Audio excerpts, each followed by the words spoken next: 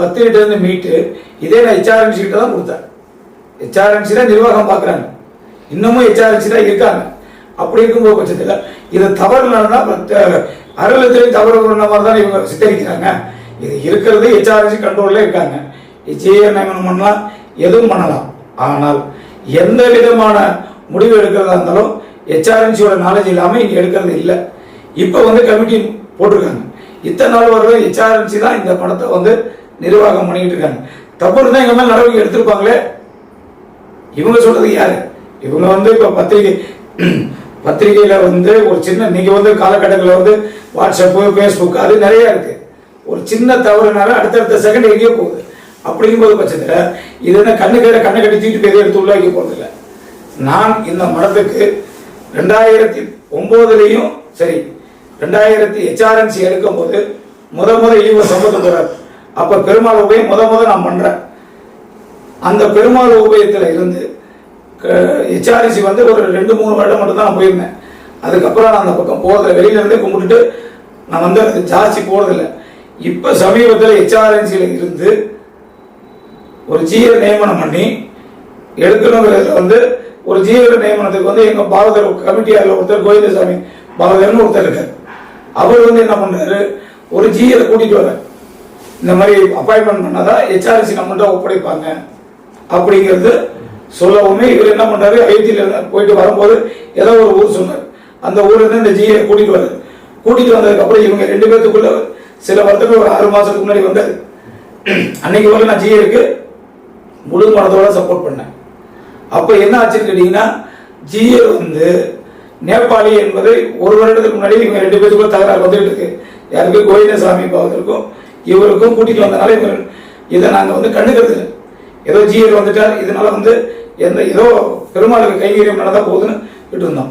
இப்ப சமீபத்தில் கவர்மெண்ட்ல இருந்து 5 பேர் கமிட்டி 2/2/2024 அப்பாயின்மெண்ட் பண்றாங்க.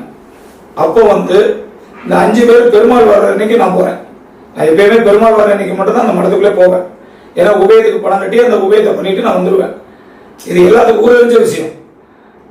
அன்னைக்கு போயிருக்கும் போது இவங்க என்ன சொன்னாங்க, கூட்டம் வச்சிருக்காங்க, கொஞ்சம் இருங்கன்னு சொல்லவும் அந்த கூட்டத்தில் கலந்துக்கிறதுக்காக உட்கார்ந்து இருந்தேன்.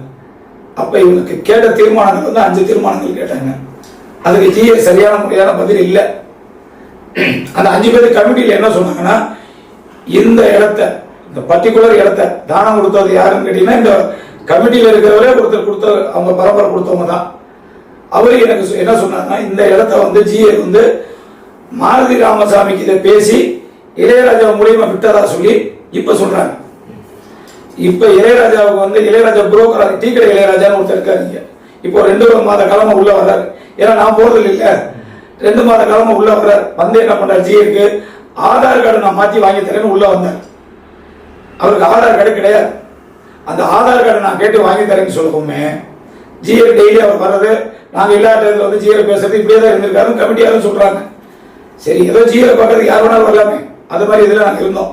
இப்ப என்ன நடந்திருக்குன்னா, அந்த காலி இடத்தை மாருதிக்கு பேசி அட்வான்ஸ் கொடுத்ததா சொல்லி ஒரு நியூஸ் வந்துச்சு. இதை கமிட்டியில கேட்டாங்க. அப்ப என்ன சொன்னாங்க, கமிட்டியில என்ன சொன்னாங்கன்னா, வெளிநபருக்கு யாருக்கு இந்த இடத்தை விடக்கூடாது அப்படிங்கிறத இவங்க சொன்னாங்க. 2வது இது கமிட்டியில விடக்கூடாதுன்னு சொன்ன உடனே ஜிஏரோட மனநிலையும் மோபாவங்கள் மாற ஆரம்பிச்சிருச்சு. இவங்க கேட்ட கேள்விகள் ஏதோ இன்னொரு கேள்வி கேட்டாங்க, மடத்தோட ஃபண்டை உங்க அக்கௌண்ட்ல போட்டிருக்கீங்கன்னு சொல்லி ரசீது வச்சிருக்காங்கன்னு காமிச்சாங்க.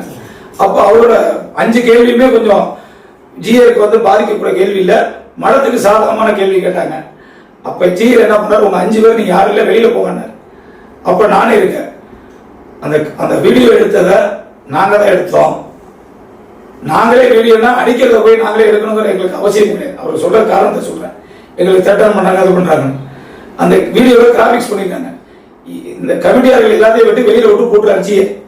அப்ப நான் ஈட்டிங் சொல்லி நீங்க போய் சாப்பிடுங்க, அப்புறம் பேசிக்கலாம், இதை தப்பு பண்ணாதீங்க, மிஸ்டேக் பண்றீங்கன்னு நான் கெஞ்சினேன். அவர் பல முறை கெஞ்சி அவர் என்ன பண்றாரு, வெளியில அனுப்பிச்சு விட்டார். நான் வரும்போது வாசப்படிக்கிட்ட இளையராஜா அவங்க 3 பேர் உட்காந்துருந்தாங்க.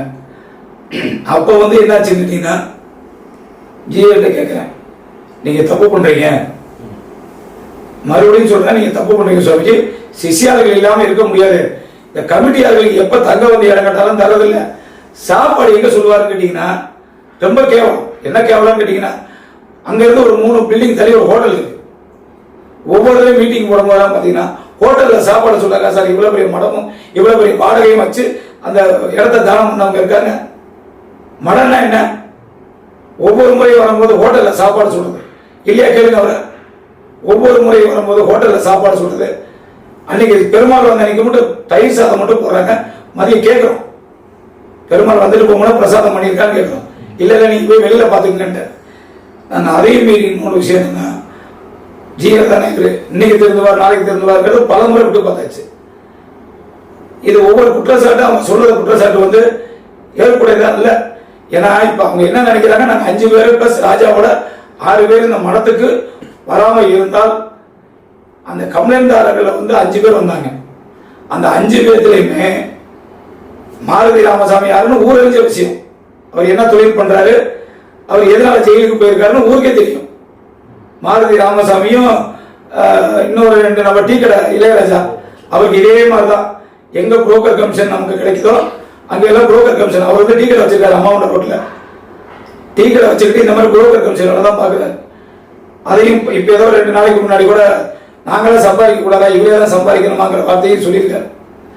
ஒரு மடத்துக்கு போய் நம்மளோட கர்மாவை கழிக்க போவதா, நம்ம கர்மாவுக்கு ஏதோ எந்த விதமான நல்லது பண்ணணுமோங்கிறது போறதா, இல்ல மடத்துக்கு வருமானத்தை நோக்கத்தோட போறதாங்கிறது அது இளையராஜாவுக்கும் மாருதி ராமசாமிக்கு அந்த மற்ற அந்த துணையா இருக்கிறவங்க எல்லாத்துக்கும் தான் தெரியும். ஒண்ணு. ரெண்டாவது, இந்த மடத்து சம்பந்தமா இந்த சொத்து சம்பந்தமா யாரு வந்து இதை நிரூபித்தால், என்ன நிரூபித்தால், தவறான முறையில் ஒரு லீஸோ எனக்கோ நான் பினாமி பேர்லையோ இது XRY யாரு பேர்லையோ அந்த கட்டடத்தை இடிப்பதற்கு முதற்கொண்டு ஜிஎல் வந்து 42,000 ரூபாய் வாங்கியிருக்காரு அம்மானுல்லா பாய்ங்கிறவர்கிட்ட. நான் நம்பர் தரேன். கட்டடத்தை இடிக்க சொன்னவர் ஜிஎல். நான் கூட அப்ப வந்து போன் பண்ணி ஏன் நல்லா இருக்கிற கட்டடத்தை இடிக்கிறீங்கன்னு கேட்டுக்கும் போது கட்டடத்துக்கு 2வது முறையாக 5,000 ரூபாய் சேர்த்து வாங்கினது ஜிஎல் தான் வாங்கியிருக்காரு. நான் பாய்கிட்ட ஒரு போன் பண்ணி கொடுத்தேன், யார் இடிக்க சொன்னது, ஜிஎல் தான் இடிக்க சொன்னாரு, எனக்கு போன் பண்ணி சொன்னார். இது ஜிஎலுக்கு தெரியும். எனக்கு ஒரே ஒரு மனவேதனை தாங்க. ஒரு ஜிஎலா இருக்கிறவர், சாமானிய மனிதர்கள் கூட ஒரு நாளைக்கு போய் சொல்லலாம், இது பண்ணலாம். ஒரு ஜிஎலா இருக்கிறவர் அந்த அந்த தண்டத்துக்கும் அந்த காவிக்கும் ஒரு மரியாதை கொடுக்கணும். வார்த்தைகள்ல வந்து பொய்ங்கிறது வரக்கூடாது. நான் இவர் மேல வச்சிருக்க மரியாதை, இவர் டிவி பேப்பர்னு கொடுக்கறது வந்து எடுத்தா கைக்குள்ள மாதிரி. இப்ப கூட 4 பேர் உங்களை மடத்தை விட்டு அனுப்பிச்சிருவாங்க, நாங்க பாத்துக்குவோம், நாங்க காப்பாற்றுவோம், உங்களை அனுப்பாம பாத்துக்கிறதுக்கு ஒரு 4 பேர் வந்து அதுல 3 பேர் ஒருத்தர் ஒரு வசூல் மன்னன் ஒருத்தர் இருக்கார், ஸ்ரீரங்க வசூல் மன்னன், அவரு இருக்காரு. அதுல 4 பேர் சேர்ந்து ஜிஏக்கு சப்போர்ட்டா கூட்டு போய் கம்ப்ளைண்ட் கொடுக்கறதா போய் கொடுத்துருக்காங்க. நாங்களும் மனு கொடுத்துருக்கோம், நாங்களும் அங்க பிரஸ் கொடுத்துருக்கோம், பேப்பர் கொடுத்துருக்கோம், எஃப்ஐஆர் இது கமிஷனர் வந்து கம்ப்ளைண்ட் பேப்பர் கொடுத்துருக்கோம், எல்லாமே கொடுத்துருக்கோம். விசாரிக்காம யாரும் முடிவெடுக்க போறது இல்லை. ஒண்ணு. ரெண்டாவது இன்னொரு விஷயம் என்னன்னா, ஸ்ரீரங்கத்தை பொறுத்தளவு அந்த மடங்கிறது ஒரு நெருப்பு. எல்லா மடமுமே சன்னியாசிகளோட சொத்து. அது எந்த முறையில் பாதிக்கும் நான் எனக்கு நல்லாவே தெரியும். நான் வந்து சார் எனக்கு இந்த தொழில் தான், எனக்கு நல்ல வருமானமும் நல்ல தொழிலும் ஆண்டவ மனிதத்தில் எல்லா ஊர்லயும் இருக்கு, இந்த ஊர்ல மட்டும் இல்லை. இன்னைக்கு நான் எல்லா ஊர்லயும் பிசினஸ் பண்ணிட்டு இருக்கேன். திண்டுக்கல் பண்றேன், மதுரை பண்றேன், கோயம்புத்தூர் பண்றேன், எல்லா ஊர்லயும் நான் தொழில் பண்றேன். நான் என்ன கேட்கிறேன்னா, சம்பாதிக்கிறதுக்கு மடம் தான் எனக்கு கிடைச்சிருக்கா. இந்த மடத்துல போய் ஒரு பிட்டு ஒரு அடி நான் கேட்கறது வந்து இவங்க சவால் விடுறேன். நான் வார்த்தைக்கு ஒரு அகராதியே பேசுறேன் இல்லை, யாராவது நிரூபித்தால் பேச்சுக்கே இல்லை, என்னோட அக்கௌண்ட்ல இருந்து 1 crore தரேன். ஒரு தவறை நிரூபித்தால் 1 crore தரேன். இது வந்து நான் என்னோட அகம்பாவத்தில் பேசல, இதுல என்னோட மனசாட்சி கேட்கிறேன். சார் நான் மற்றவனுக்கு பேப்பர் அவசியம் இல்லை. இவங்க என்ன நினைக்கிறாங்க, பிரஸ்ல போட்டு கொடுத்தா நம்ம போன் பண்ணி கொடுத்தா நம்மள்ட்ட பணம் வாங்கிடலாங்கிற ஐடியாலும் சில பேர் இருக்காங்க. லோக்கல்ல வந்து பல வகையில வருமானத்தை பார்க்கணுங்கிற எண்ணத்துல பல பேர் இருக்காங்க. இவர் வருமானத்தில் இருக்காரு, நம்ம போய் ஏதாவது பணம் சம்பாதிச்சலாங்கிறதையும் வராங்க உள்ள. என்னோட கருத்து, ஸ்ரீரங்கத்தை பொறுத்தளவு அவர் படுத்திருக்காருன்னு நினைக்கிறாங்க. அவர் இன்னைக்கே சொல்றேன், ஒவ்வொருத்தோட கணக்கை தான் பார்த்துட்டு இருக்காரு. ஸ்ரீரங்கத்தை பொறுத்தளவு ஒவ்வொரு மடங்களை தொட்ட என்ன நிலைமை ஆகுறது நல்லா தெரியும். என்னால எல்லா மடங்களுக்கும், நான் சம்பந்தப்பட்ட மடங்களுக்கு வாடகை வருதா இல்லையா, சொத்து என் பேர்ல இருக்கா அவங்க பேர்ல இருக்கா, எல்லாத்தையும் தெரிஞ்சுட்டு பேசணும். 100 பேர் வாடகை தானே, அதில் நான் ஒரு வாடகை தானே ஒரு இடத்துல இருந்திருக்கேன். எந்த வகையிலும் எனக்கு குடும்பத்தை சொத்து சேர்க்கிற அவசியமே எனக்கு இல்லை. இன்னைக்கு நான் மடத்தில் அந்த மடத்தில் என்ன சொத்து இருக்கோ இது நான் அகம்பாவத்துக்கு சொல்ல, இந்த மடத்துக்கு என்ன சொத்து இருக்கோ அதே அளவுக்கு விட எனக்கு ஸ்ரீரங்கத்திலையும் பெருமாள் கொடுத்துருக்கேன். பெருமாள் வந்து எல்லா ஊர்லையும் கொடுத்துருக்காரு, இந்த ஊர்லையும் நான் கொடுத்துருக்கேன். தப்பு பண்ணணுங்கிற அவசியம் எனக்கு இல்லை. இதை வந்து அந்த பின்னாடி ஜிஎல் தப்பு பண்ண ஒரே தப்பு, ஒரு மடத்து சிஷியன், ஒரு பாவதர், வைஷ்ணவ சம்பந்தப்பட்டவங்க யாரையோ கூட்டிட்டு போய் இவர் மனசுல போட்டதை போய் கம்ப்ளைண்ட் கொடுத்துருந்தா கூட பரவாயில்ல. இந்த மடத்துக்கே எதிரியா இருக்கிறவங்க, 10 வருஷம் வாடகை தராம இருக்கிறவங்க, எவிஷன் நாளைக்கு 27 எவிஷன், அதுக்கு பயந்துதான் இப்ப ஜிஏ பிடிச்சிருக்காங்க. எனக்கு ஒரு டவுட், இவங்க சொல்றாங்க, எனக்கு நம்பிக்கை இல்லை. ஜிஏக்கு இல்லீகலா பணம் கொடுத்ததா ஒரு செய்தி வருது, எனக்கு நம்பிக்கை இல்லை. ஜிஏ அந்த மாதிரி பண்ணக்கூடிய கிடையாது நான் நினைக்கிறேன். ஆனால் இன்ன வரைக்கும் நான் அவர் மேல நம்பிக்கை வச்சிருக்கேன். காரணம் என்னன்னா அந்த கசாயத்து அவர் மேல இல்லை, அவர் நேபாளிங்கிறாங்க இதுங்கிறாங்க, அது எனக்கு தேவையில்லை. இன்னமும் சொல்லப்போனா அந்த தவறு நடக்கிறதுக்கு வாய்ப்பு 100% இல்லை. ஏன்னா எல்லாமே HRMC கண்ட்ரோல் உள்ள இடங்கள். HRMC இந்த தவறு நடந்ததுன்னா HRMC சேர்ந்து தவறு பண்ண மாட்டான், தவறு நடந்தா HRMC சேர்ந்து தவறு பண்ற மாதிரி தான். சரிங்களா? இது எந்த தவறும் உள்ளே நடப்பதற்கு வாய்ப்பு இல்லை. நாங்க 5 பேர் கமிட்டி கேட்ட 5 பேர் இல்லைன்னா ஜிஏ எதுவும் தவறு பண்றதுக்கு முயற்சிக்கிறாங்கன்னு தெரியல. இந்த 5 பேரும் வெளிநபர் கிடையாது, இந்த பரம்பரையா அவங்க தாத்தா அவங்க அப்பா, இப்ப இவங்க ஒருத்தருக்கு 84 வயசு, ஒருத்தருக்கு 74 வயசு. யாரு இந்த மடத்தை பாவதர்வங்களா, வைணவத்துக்கு சம்பந்தப்பட்டு பாவதர்வங்க, வெளிநபர் கிடையாது. பெருமாளுக்கு பயந்து அவங்கள அடியார்கள், சேவை செய்யக்கூடியவங்க, டீ கடை வச்சிருக்கவங்கள, இந்த பலான தொழில் வச்சு ராஜ்யம் நடத்துறவங்கள கிடையாது. இதுல என்ன கேட்டீங்கன்னா இது பாரத சம்பத்தோட தான் அந்த மடம் ஆச்சாரமா நடக்கணும்னு நாங்களே விருப்பப்பட்டோம். இன்னமும் உங்களுக்கு சொல்ல போனா ஜிஏக்கு கேட்கக்கூடிய கேள்வியில ஒண்ணு கேளுங்க, உடையவர் சன்னதி அங்க பண்ணணும்னு சொல்லி இந்த தை மாசம் நான் பூஜை போடுறேன்னு சொன்னேன். இந்த பூஜை போட விடாம பண்ணது யாருன்னு கேட்டீங்கன்னா ஜிஏ தான். நான் முன்னாடி ஒரு பெரிய உடையவர் சன்னதி பண்ணணும்னு அளவு எடுத்து மெஷர்மெண்ட் எடுத்து எல்லாமே எஸ்டிமேட் முதல்ல போட்டேன். என்னை பண்ண விடாம பண்றது இந்த ஜிஏ தான். இப்ப நீங்க அந்த உடையவர் சன்னதிக்கு எஸ்டிமேட்லாம் போட்டீங்க இல்லையா, இதெல்லாம் யாருடைய சம்மதத்துல நீங்க பண்ணீங்க? எஸ்டிமேட் போறது வந்து ஜியோட சம்மதம் தான் பண்ண முடியும், வேற போய் போட முடியும். இல்ல அவர் சம்மதிச்சாரா போடுறதுக்கு? அவர் தான் கூட்டு போய் இடத்த அளந்து தராரு. சரி, இப்ப வந்து முடியாதுங்கிறாரு. இப்ப முடியாதுங்கிற பட்சத்துல ஏன் சொல்றாரு? முடியாதுன்னு சொல்லல, ஜிஏ கொண்டு வர முடியாதுன்னு சொல்லல. அன்னைக்கு மீட்டிங் அன்னைக்கு நான் கேட்கிறேன், தை மாசம் நான் போறேன்னு சொல்ல, மாசி நல்ல மாதமா இருக்கு, மாசியில் ஆரம்பிச்சுள்ள சுவாமி தேரலந்தூர் ராமன், அவர் வந்து இந்த கோயிலுக்கு ஆகம விதி பண்ணக்கூடியவர். அவரை கூட்டிட்டு வந்து இந்த நம்ம பெருமாளை விட உயரமா போகக்கூடாதுன்னு சொல்றாங்க. சில இதை கேட்டுட்டு பண்ணுவோம் சுவாமின்னு அந்த கமிட்டி போறதுக்கு முன்னாடியே, மீட்டிங் போறதுக்கு முன்னாடியே நான் கேட்கிறேன். கேட்கும்போது ஜிஏ என்ன சொன்னாரு, தை மாசம் போயிடுச்சு, நீங்க எந்த மாசம் பண்றீங்கன்னு என்ன கேள்வி கேட்டார். அப்ப நான் ஜிஏக்கு சொன்னேன், நெக்ஸ்ட் மந்த் பண்ணிடலாம் சுவாமின்னு. ஏன்னா காமௌண்டுக்கு நான் சொல்லக்கூடாது, பெருமாள் கொடுத்த இதுதான். சரிங்களா? என்னால முடிஞ்ச உதவி கொடுத்தேன். ரவி இன்ஜினியர் தான் கட்டினார். அதை கூட ஏதாவது தப்பா சொல்லிட்டு தான் ஒரு வார்த்தைகள் வந்தது. நாங்க அன்னைக்கு 100 ரூபாய் தரதுக்கு யார் அவர் சொன்ன வார்த்தையை சொல்றேன். ட்ரஸ்டில இருந்து கோயில இருந்து எல்லாருமே வர்றாங்க. ஒரு வேலை ஆரம்பிக்கும் போது 500 ரூபாய்க்கு மேல யாருமே கொடுக்கல. முதல் கொடுத்தது ராஜா தான் 50,000 ரூபாய் கொடுத்தாரு டொனேஷன். இப்ப முதல்ல கொடுத்த டொனேஷன் அப்ப ஷீட்ல போட்டோம். அதுக்கப்புறம் காம்பவுண்டாவே கட்டணும்னு சொல்லி காம்பவுண்டுக்கு முதல் ஒரு அமௌண்ட், 2வது அமௌண்ட், அந்த அமௌண்ட் என்னன்னு ஜிஏ தெரியும், அதை நான் சொல்லக்கூடாது. 3 அமௌண்ட் நான் கொடுத்துருக்கேன். 3 அமௌண்ட் கொடுக்கும் போதும் நான் ஜிஏ பார்த்து கொடுக்கல, பெருமாள் எனக்கு கொடுக்குறேன், நான் கொடுக்குறேன். இதை தவறா வந்து சித்தரிக்கிறதுக்கு வந்து தப்பு. கம்பெனில 60 கோடி ப்ராப்பர்ட்டி வந்து ஆக்கிரமிக்கிறதுக்காக முயற்சி பண்றாங்கன்னு சொல்லி ஒரு 60 கோடிக்கு ப்ராப்பர்ட்டி சொல்றாரு. 60 கோடிக்கு ப்ராப்பர்ட்டி வந்து எந்த ப்ராப்பர்ட்டி காலியா இருக்குது, எந்த ப்ராப்பர்ட்டி எல்லாமே டெனன்ட் கண்ட்ரோல்ல இருக்குங்கிறது ஜிஏக்கும் தெரியும், HRMCக்கு தெரியும். எந்த ப்ராப்பர்ட்டி வித்திருக்காங்கன்னு தெரியும். நான் அதை தான் முதலே சொல்றேன். ஒரு ப்ராப்பர்ட்டி, ஒரு சதுரடி இந்த மடத்துல இருந்து சேல்ஸ் ஆகிருக்கு, வித்திருக்காங்க. ஜீர் தான் வந்து இத்தனை வருஷம் ஆகுது, அவர்கிட்ட எல்லா ரெக்கார்டு இருக்கு. எங்கள்கிட்ட ரெக்கார்டு நாங்கள் கேட்கறது அந்த மடத்தோட சொத்து ஹிஸ்ட்ரி நான் இப்போ இல்லை, 2010 பத்திரி வித்திருக்காரான்னு செக் பண்ணும்போது நான் எடுத்து வச்ச பேப்பர் இன்னைக்கு வரல வச்சிருக்கேன். எல்லாமே பெருமாள் பேர்ல இருக்கு, வேற இல்லை. லட்சுமி ஜீவசாமி புருஷத் ராமானுஜ கூட மடத்து பேர்ல மட்டும்தான் இருக்கு. அது இந்த ஜீரை வைக்க முடியாது, எந்த நாங்களும் வைக்க முடியாது, இது யாருமே வைக்க முடியாது. இது காலங்காலம் தொட்டு வரக்கூடிய இடங்கள் தான். எந்த ஜீரை வைக்க முடியாது, எந்த யாரும் தப்பு பண்ண முடியாது. இது எப்படி நம்ம வந்து தனியாக அபகரிக்க முடிக்கிறான்னு தூக்கிட்டு போக முடியாது.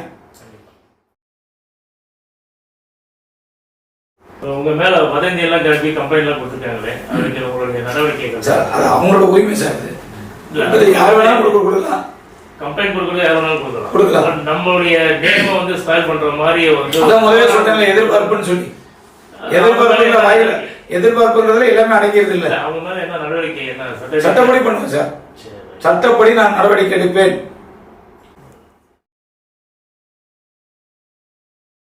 இந்த மடத்துல வந்து கமிட்டியில 5 பேர் இருக்காங்க. இந்த 5 பேருமே வந்து அவங்களுக்கு பினான்சியலும் சரி, பேக்ரவுண்டும் சரி, அவங்க கைட் பண்றது எல்லாமே வந்து ராஜா தான் அப்படின்னு சொல்லிட்டு குற்றச்சாட்டு இருக்கு. நீங்க என்ன சொல்றீங்களோ அதை வச்சுதான் அவங்க நடத்துறாங்க. நீங்க எல்லா வேலையுமே அவங்க மூலியமா தான் நீங்க நடத்திட்டு இருக்கீங்க. இதனாலதான் மடத்துல வந்து நிறைய பிரச்சனைகளும் இந்த மாதிரி குழப்படிகள்லாம் நிறைய வந்துட்டு இருக்கு.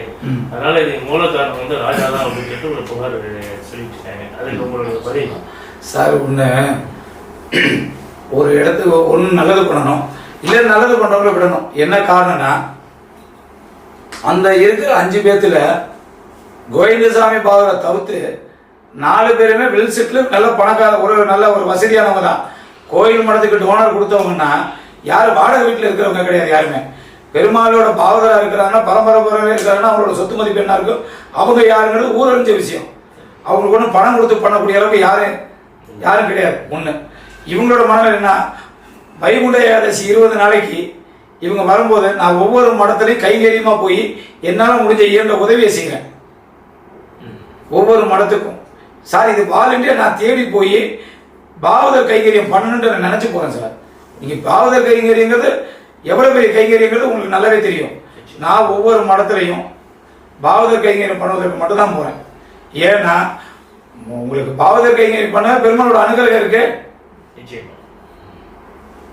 பாவதர் கைகரியம் பண்ணக்கூடாதுன்னு இவங்க தடுக்கிறாங்கன்னா, தப்புன்னு சொன்னாங்கன்னா அந்த பாவத்தை அவங்க அனுப்பிக்கிட்டு சார்.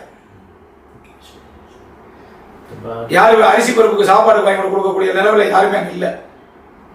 ஜீயர் மட்டும்தான் இருந்தார். இப்போ ஜீயர் வந்து சொல்லக்கூடாது என் வாயில. ஜீயர் வந்து பணத்தை பார்த்த உடனே அவரோட மனநிலை சார், அவர் வந்து 5 பாயிண்ட் தொடக்கூடாது சார். ஒரு ஜீயருக்குள்ள அந்தஸ்து பணத்தை தொடக்கூடாது, நெருப்பை தொடக்கூடாது, என்ன செய்யக்கூடாதோ அதையெல்லாம் வாங்கிட்டு வந்து செய்கிறாங்க. ஒரு மேனேஜர் அங்கே இருக்கார். நான் அந்த மடத்துல இருந்து நான் அவர் ஜீயர் மாதிரி தவறு சொல்லக்கூடாதுன்னு நினைச்சு சொல்றேன். என்னை மறுபடியும் கேட்கக்கூடாது. என்ன காரணம், அவர் செய்த தவறுகள் என்ன, அந்த 5 பேர் கமிட்டியார் சொல்றதுக்கு தான் பவர் குறைஞ்சு நான் சொல்லக்கூடாது. அந்த 5 பேர் கமிட்டியார்கள்ட்ட நீங்க கேட்டுக்குங்க. அந்த 5 பேர் கமிட்டியார்கள் சொல்லுவாங்க. நான் வந்து ஒரு மடத்தை குறை சொல்றதுக்கு எனக்கு கிடையாது. நான் போறேன், பெருமாள் செய்கிறேன், என்னால் முடிஞ்ச கைகரியம் எனக்கு இந்த ஜென்மால அந்த ஒரு வாய்ப்பு பெருமாள் கொடுத்துருக்காரு நினைச்சு சந்தோஷப்பட்டு நான் செய்யறேன் சார். இன்னொரு புகார் இருக்கிறாங்க, அந்த கமிட்டியில இருக்கிறவங்க யாருமே வந்து உள்ளூர் கிடையாது, எல்லாம் வெளியூர்காரங்க. வெளியூர்ல வந்து இங்க இருக்கிற சொத்தை வந்து அறிவிக்கிறாங்க, அவங்களுக்கு இங்க என்ன வேலை அப்படிங்கிற மாதிரி ஒரு கேள்வி கேட்கிறாங்க. அதுக்கு உங்களுடைய பதில்? இப்ப நீங்க வந்து உள்ளூர்ல இருந்துட்டு அந்த இடத்துல வீடு கட்டி குடியிருக்கலாம்னு நினைக்கிறாங்களா? நான் கேட்கிறேன். ஜீயர் வந்து இவங்க வெளியூர்னா ஜீயர் வந்து நேபாளின்னு இவங்க சொல்றாங்க. 5 பேர் கமிட்டி, அவர் ஆதார் கார்டு தப்புன்னு ஒருத்தர் எங்களோட கமிட்டியில ஒருத்தர் கோர்ட்ல கேஸ் போட்டுருக்காரு. அது என்ன சட்டப்படி நடவடிக்கை எடுக்கட்டும். ஜீயர் தவறானவரா நல்லவரா கெட்டவராங்கிறது நான் சொல்லக்கூடாதுன்னு முதல்ல சொல்லிட்டேன்.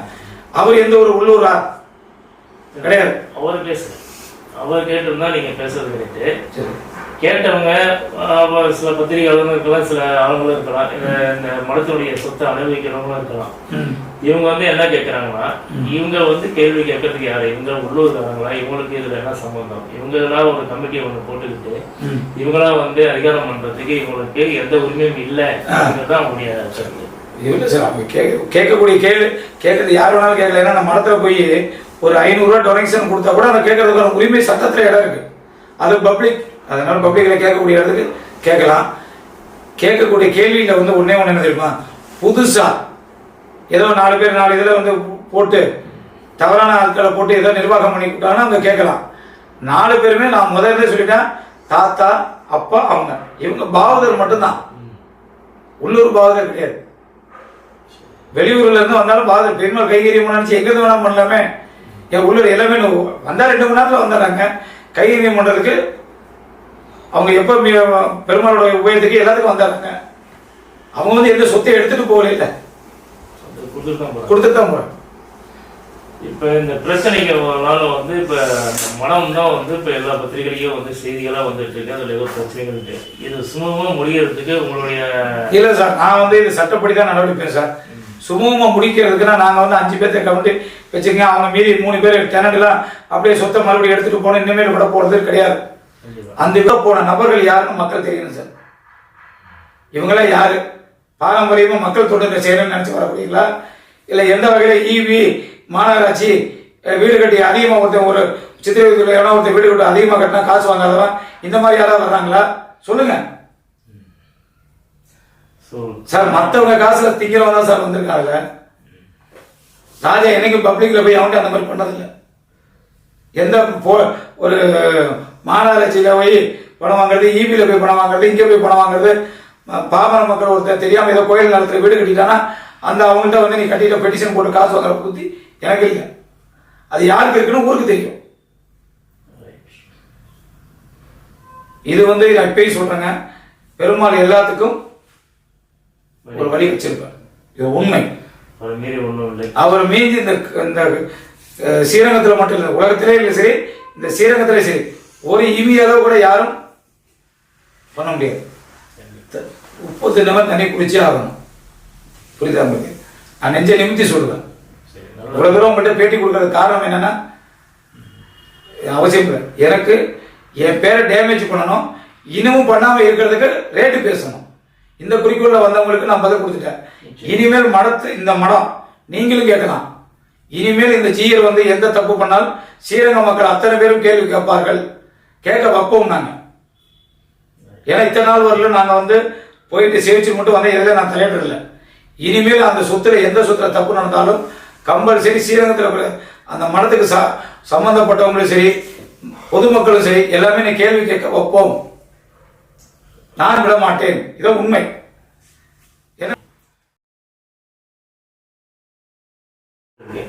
இந்த தொழில் வளர்ச்சியும் பேரையும் கெடுக்கிறதுக்காக யாராவது இந்த மாதிரி ஆளுங்களை தூண்டி விட்டு அவங்க பேரை கெடுக்கிறதுக்காக வாய்ப்புகள் ஏதாவது இருக்கா? இது வந்து இந்த கேள்விக்கு பதில் வந்து அந்த கூட போனாங்க கம்ப்ளைண்ட் கொடுக்க அவங்கள்ட்ட வந்து கேட்டால் தான் தெரியும். யார்ட்டையும் பணம் வாங்கிக்கிட்டு ராஜாவை பேரை கெடுக்கிறாங்கன்னு தெரியல. ஏன்னா டைரக்டா என்கிட்ட வர முடியல. தொழில் ஸ்ரீரங்கத்தில் ராஜா வாமனா ராஜா யாரு, அந்த கம்ப்ளைண்ட் கொடுக்க வந்த மாருதி ராஜா யாரு, இளையராஜா யாரு, எம் மோகன் ராம் யாரு, ஜிஆர் யாரு, எல்லாத்தையும் தெரியும். இன்னும் மீதி 2 பேர் இருக்காங்க. இவங்களே எதுக்காக அங்க வந்திருக்காங்க, ராஜா மடத்தை எதுக்காக போனார்கள் ஊருக்கு தெரியும். 9 கொடுக்கும் போதே பத்திரி விட்ட இடத்த வந்து கேஸ் போட்டு இப்பதான் தீர்ப்பு வருது. நாளைக்கு ஜட்ஜ்மெண்ட் 27 ஜட்ஜ்மெண்ட். நாளைக்கு எவிஷன் ஆர்டர் போட போறாங்க. அந்த கூட வந்தாங்க 2 பேர். அந்த 2 பேருமே வந்து எவிஷன்ல உள்ளவங்க. இந்த இடத்தை ஆக்குபை பண்ணிக்கிட்டு இதனால ஒரு ஈவோவே நான் சஸ்பெண்ட் பண்ணிருக்கேன். நான் பண்ணிருக்கேன். இந்த இடத்தை யாரு வாடகை உயர்த்தி வாங்கினது எப்படி கொண்டு வரணும் கணக்கு எழுதுறதுக்கு முயற்சித்தார். இதான் உண்மை. தவறு பண்ணுவதுங்கிறது அவர் தான் பண்ண முடிஞ்சு. நான் போய் கணக்கு வர சொல்லுவோம், இல்ல அக்கௌண்டோ பணமோ நான் ஏதோ வாங்கி பண்ணினா தப்பு பண்ணலாம். அவரு அபகரிக்க முயற்சிக்கிறாருங்கிற வார்த்தைக்கு வந்து என்னன்னு எனக்கு அர்த்தம் தெரியல சார். அபகரிப்புங்கிறது என்ன? உரிமை நம்ம மாத்திய அபகரிக்கிறது ரைட்டு. ஆனா வந்து இதுலதான் மடத்துல எதுவுமே மாற்றவும் முடியாது, பண்ணவும் முடியாது அப்படிங்கிறது வந்து ஊரறிஞ்ச உண்மை. சார் நீங்க எல்லா இடமே கோயில் இடம் சேர்த்துட்டு வந்து பதிவே பண்ண முடியாம கொண்டு வர்றாங்க. இது பக்காவா வந்து ஆண்டாண்டு காலமா பலகாரி புருஷோத்த ராமானுஜ கூட மடமே இருக்கு. எப்படி பார்த்து திட முடியும்? நிச்சயமா உள்ள சொத்துக்களை பெருமாளிடம் சேர்ப்பதற்கு நாங்கள் ஸ்ரீரங்க வாசிகள் யாரும் விட மாட்டோம். ரொம்ப சந்தோஷம். சந்தோஷம்.